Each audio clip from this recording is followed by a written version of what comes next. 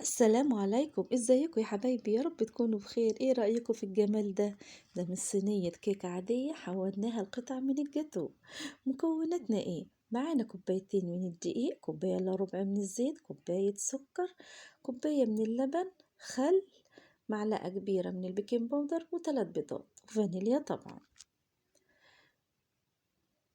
هحط البيض بتاعي بقى في الخلاط، ضفنا له كمان معلقة من الخل وفانيليا خام ورشة من الملح.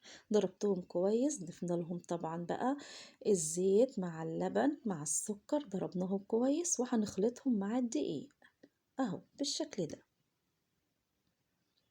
هقلبهم كلهم طبعا يا حبايبي كويس، طبعا في اتجاه واحد عشان ما تهبطش معايا ويخش لها هوا. اهو شايفين؟ في اتجاه واحد، هقلب من تحت لفوق عشان الدقيق اللي بيبقى في القاع ده يتقلب حلو معايا.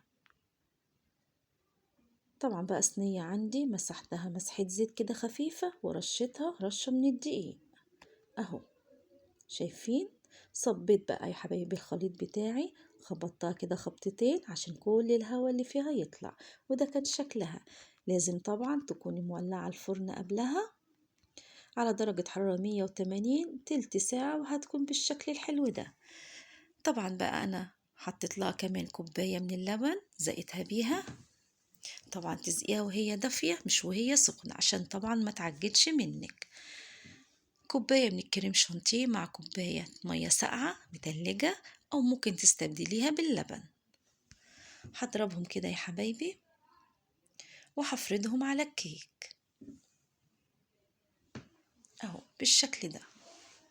طبعا هقلب تاني.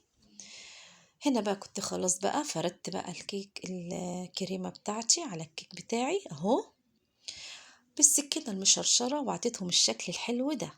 بدأت بقى اللي انا اقطعهم. طبعا بقى التقطيعة اللي ترجع لك انتي مربعات، انا بصراحة قطعتها كده عشان تبقى زي قطع الجاتو الجاهزة اللي احنا بنجيبها من بره. عطيتني 12 قطعة اهو. في اسهل من كده؟ لا مفيش. حاجة سهلة بسيطة وفرحنا بيها اولادنا، وكان شكلها ولا طعمها ولا اروع. زيناها برضو بوردات كده من الكريم شانتيه مع كرات من الشوكولاتة البيضة، عطاها بصراحة منظر حلو. عندي كمان فورماسيل كده، بدأت برضو اللي انا احط لها كده، غيرت شكلها خالص. حاجة سهلة بسيطة اقتصادية، فرحنا بيها أولادنا وحاجة حلوة. شايفين بقى شكلها؟ لو وصلتي بقى لحد هنا اوعي تنسيني في اللايك، واللي ما اشتركتش في القناة يا ريت تشتركي يا حبيبتي وتنوريني. شايفين بقى شكلها؟ حاجة كده اللهم بارك. وشايفين ارتفاعها كمان؟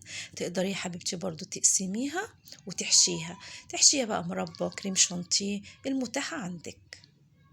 والله كان ارتفاعها حلو، كان ممكن ان انا اقسمها واحشيها، بس انا بصراحة استسهلت وقلت حاجة حلوة سريعة اهو. شايفين شكلها؟ مش قادرة اقول لكم بقى كوباية اللبن اللي انا زقتها للكيك دي فرقت في الطعم خالص، وخليتها هشة كده وطرية وطعمها كده حلو خالص. يا ريت يا حبيبتي بقى تجربيها ان شاء الله تعجبك وتعجب اولادك. متنسينيش في اللايك والشير وتفعلي زر الجرس عشان يوصلك مني كل جديد، واللي ما اشتركتش بقى تقوم تشترك. اشوفك يا حبيبتي في فيديو جديد واقولك ايه، السلام عليكم.